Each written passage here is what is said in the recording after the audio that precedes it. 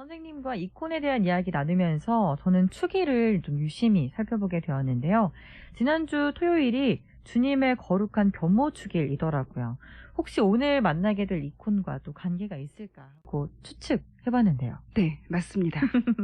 지난주 토요일이 8월 6일은 주님의 거룩한 변모 축일이었죠. 네. 예수님께서 베드로와 야고보와 그의 동생 요한만 따로 데리고 높은 산에 오르셔서 영광스럽게 변모하시는 모습을 보여주시고 엘리야와 모세와 이야기를 나눈 사건을 기념하는 날이에요. 네. 주님의 거룩한 변모 축일은 성 십자가 현양 축일의 40일 전에 지내는데요. 네.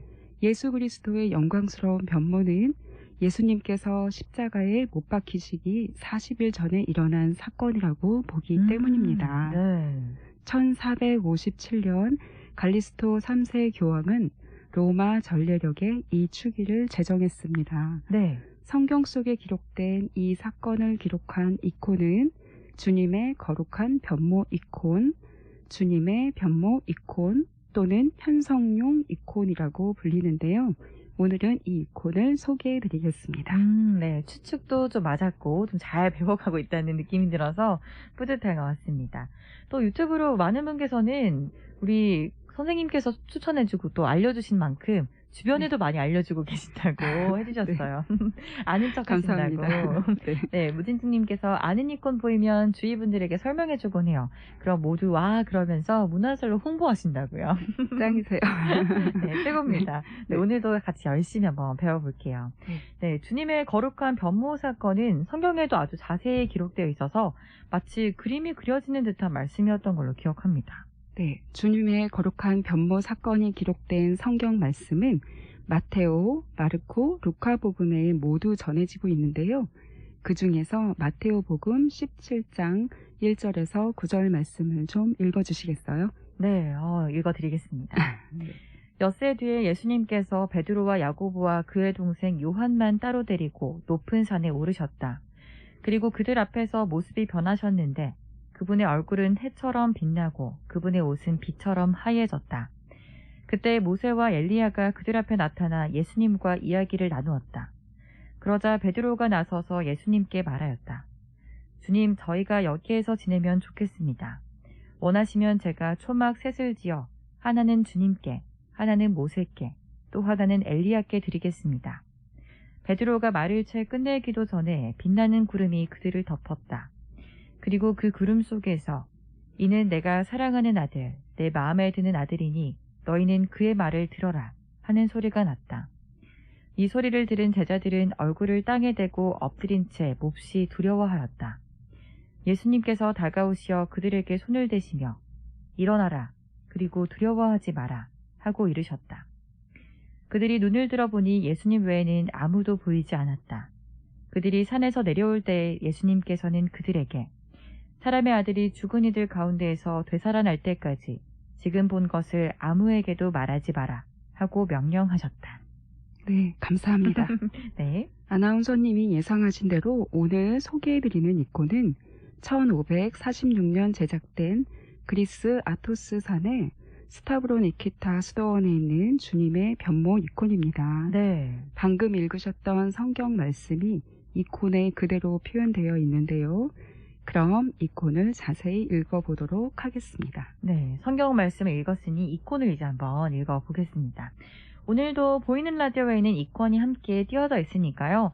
설명 들으시면서 함께 보고 또 찾아보시면 좋겠습니다. 네, 설명해 주시죠. 네, 사각형의 이콘에 총 6사람이 보입니다. 네. 위에 3사람, 아래에 3사람.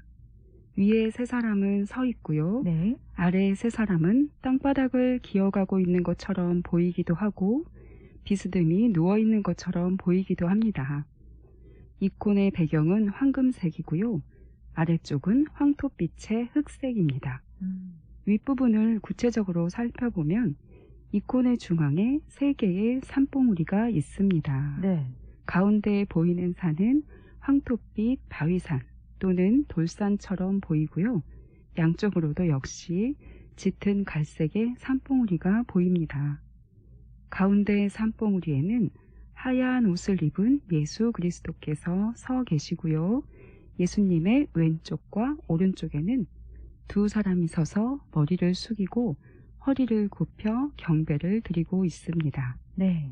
빛나는 흰옷을 입으신 예수님께서는 이콘의 중앙 가운데 산봉우리 위에 서시어 왼손에는 말씀이 적힌 작은 두루마리를 쥐고 오른손을 들어 축복하고 계십니다.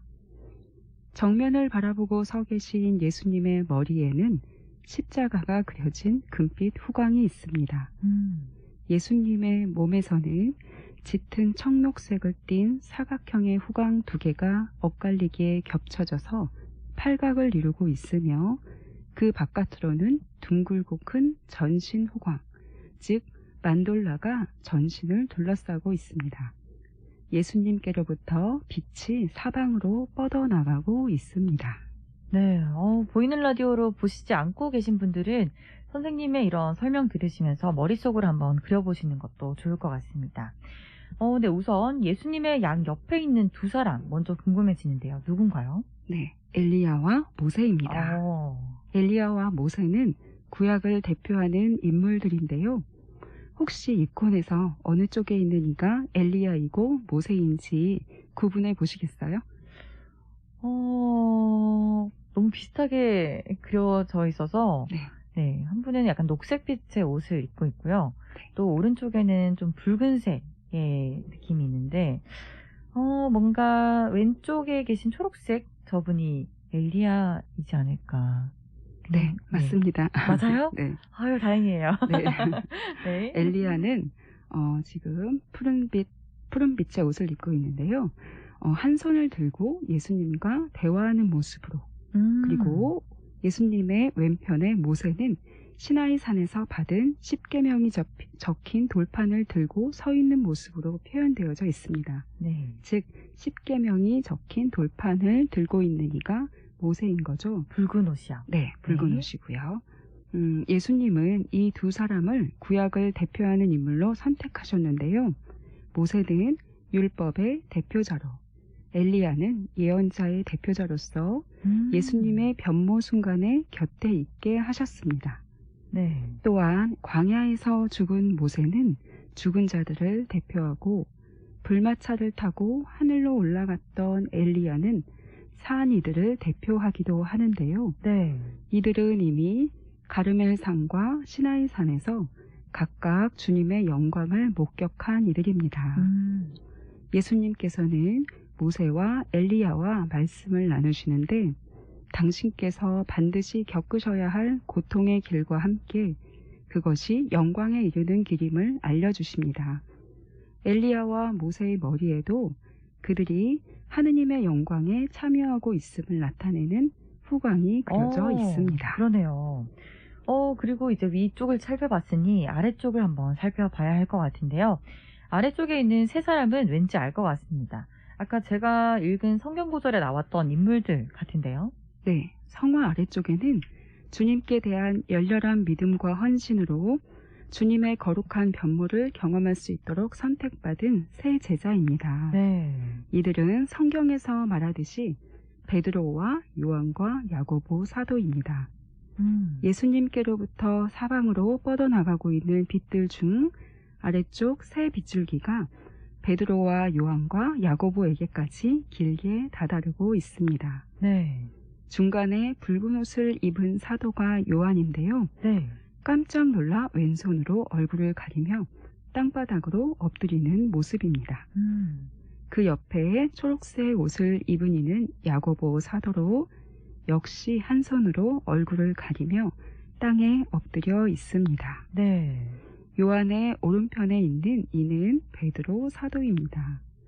다른 두 사도가 예수님과 엘리야와 모세로부터 도망치듯 몸을 돌리고 있는 것에 반해서 네. 베드로 사도는 한 손으로는 옷자락으로 얼굴을 가린 채 예수님과 모세와 엘리야를 향하여 한 손을 들어서 마치 무언가를 말하고 있는 듯한 모습으로 표현되어 있습니다. 네. 유튜브로 무진찍님께서는요, 말씀해 주시기 전에 누워있는 방향이 달라요 라고 말씀을 해주셨는데요. 네. 왜 베드로 사도만 엎드리지 않고 좀 다른 모습을 하고 있는 걸까요? 네. 이콘 작가는 제자들이 구름으로부터 들려오는 이는 내가 사랑하는 아들, 내 마음에 드는 아들이니 너희는 그의 말을 들어라 라는 소리를 듣고 얼굴을 땅에 대고 엎드린 채 몹시 두려워하였다라고 기록된 마테오 복음과 스승님 저희가 여기에서 지내면서 초막 셋을 지어 하나는 스승님께 하나는 모세께 또 하나는 엘리야께 드리겠습니다 라고 겁에 질려 말하는 베드로의 모습이 기록된 마르코와 루카 복음을 함께 표현하고 있습니다. 네. 요한과 야고보 사도는 초자연적인 권능에 압도되어 겁에 질려 땅바닥에 엎드린 모습으로 표현되어 있는데 반해 베드로 사도만 엎드리지 않고 자세가 조금 달라 보이는 것은 예수님을 향하여 스승님 저희가 여기에서 지내면 좋겠습니다 하고 자기가 무슨 말을 하는지도 모르면서 큰 소리로 이야기하고 있다고 적혀 있는 성경 말씀을 그대로 표현한 것입니다. 네. 정말, 네, 유튜브로는 궁금하신 것들이 참 많으신 것 같아요. 앞으로도 질문 많이 남겨주시고요. 네, 보시고 우리 선생님께서 답변 또 해드리도록 하겠습니다. 네, 우선 더 이야기 이어나가면요. 초막 셋을 지어서 함께 하자고 하면 기뻤을 것 같거든요. 근데 뭔가 좀 무서워하는 것 같아요. 네. 물론 제자들은 너무나 반갑고 놀랍고 기쁜 마음이었을 거라고 생각합니다. 네. 다만 구약의 탈출기 34장 20절에서 네. 하느님께서는 모세에게 내 얼굴을 보지는 못한다. 나를 본 사람은 아무도 살 수 없다. 라고 말씀하셨어요. 네. 여기에서 제자들은 성부 하느님의 음성을 듣고 구약의 말씀이 생각이 나서 모두 죽음에 대한 공포를 느껴 두려워하였던 것인데요. 네. 이콘에서는 그 장면이 표현된 것입니다. 네. 공관 복음에 따르면 이 시기는 베드로 사도가 예수님께 스승님은 살아계신 하느님의 아드님 그리스도이십니다 라고 고백한 이후 예수님께서 처음으로 당신의 고난과 죽음과 부활을 제자들에게 밝히시고 누구든지 내 뒤를 따라오려면 자신을 버리고 제 십자가를 지고 나를 따라야 한다 라고 가르치신 후 6일 후는 8일 후입니다. 마테오와 마르코 복음에는 6일, 루카 복음에는 8일 후라고 기록되어 있는데요. 이때 예수님께서 베드로와 야고보, 요한 사도를 데리고 높은 산에 오르십니다. 네. 이콘에 보이는 저 새 봉우리가 그 산인가 보네요. 네.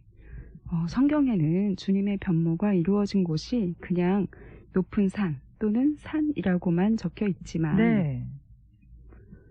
전승에 따르면 타볼산에서 주님의 변모가 이루어졌다고 전해지고 있습니다. 타볼산. 네. 네. 이콘의 중앙에 가장 높은 봉우리에 예수님께서 영광스러운 모습으로 서 계시죠. 네. 조금 전에 예수님을 둘러싼 전신 후광을 만돌라라고 부른다고 말씀드렸잖아요. 네네. 예수님의 변모 이콘 중에는 만돌라 안에 사각형의 후광이 없는 것도 많이 있습니다. 그런데 이 이콘에는 두 개의 사각형이 선명하게 그려져 있습니다. 맞아요. 잘 보여요. 네, 여기에서 사각형은 각각 의미가 있는데요. 이것은 하느님의 두 위격인 성부와 성령을 상징합니다. 네.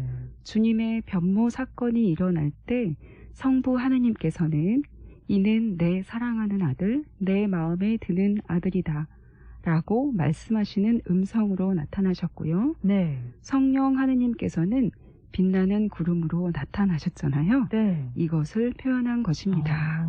네. 이와 비슷한 순간을 잠깐 말씀드리면 예수님께서 세례를 받으셨을 때에도 성부께서는 음성으로 성령께서는 비둘기 모양으로 나타나셨었죠.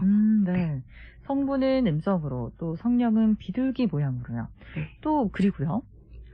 변모 순간의 예수님의 모습에 대해서 성경에서는 주님의 얼굴은 해처럼 빛나고 그분의 옷은 빛처럼 하얘졌다. 또 그분의 얼굴 모습이 달라지고 의복은 하얗게 번쩍였다. 라고 기록되어 있는데요. 네. 그에 따라 이콘에서도 그리스도의 얼굴은 태양의 형상으로 혹은 빛의 형상으로 표현하고 있습니다. 네. 예수님의 이 빛은 외부가 아니라 주님의 내면, 즉 본성에서 나오는 주님의 빛입니다.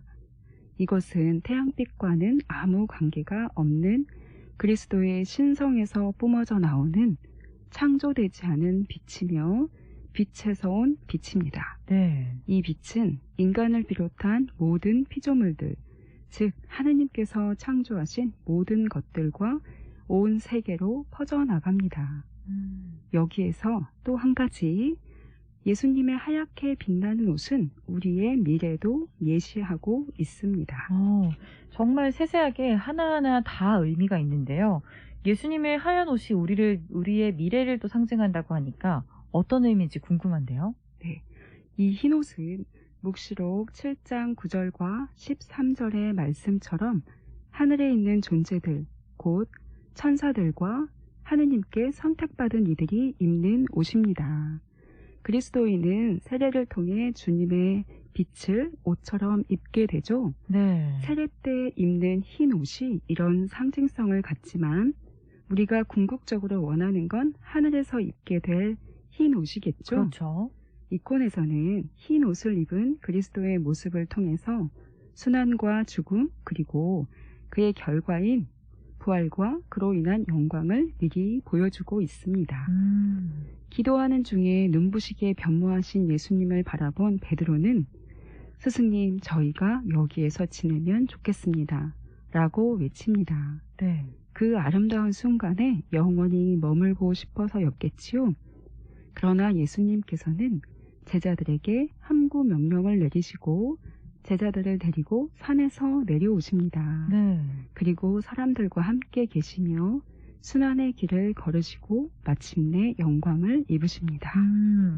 주님의 모습을 보게 돼서 두렵기는 했지만 그 벅찬 기쁨에 또 함께하고 싶어 했던 베드로 사도의 마음이 좀 생생하게 느껴지는 것 같습니다. 저희도 그럼 그런 벅찬 마음으로 이 이콘 읽어보면 될까요? 네, 그렇죠. 그리고 또 이콘은 지금 저희와 함께 읽어보셨으니까요. 네. 이제는 이콘 안에 머무르시면 좋겠습니다. 그리고 고요히 바라보세요. 기도 중에 눈부시게 변모하신 예수 그리스도, 그리고 예수 그리스도께로부터 쏟아져 나오는 그 빛을 느껴보세요. 예수님과 함께 있는 이콘 속 성인들을 바라보시면서 이콘 속 그 자리에 들어가 보세요. 어느새 우리도 예수님과 만나 예수님의 빛으로 새롭게 변모되는 것을 느끼실 수 있을 거예요. 네. 네, 이는 내가 사랑하는 아들, 내 마음에 드는 아들이니 너희는 그의 말을 들어라. 예수님 말씀에 귀 기울이시면서 주님과 함께 행복하고 복된 8월 보내시기 바랍니다. 네. 네. 감사합니다.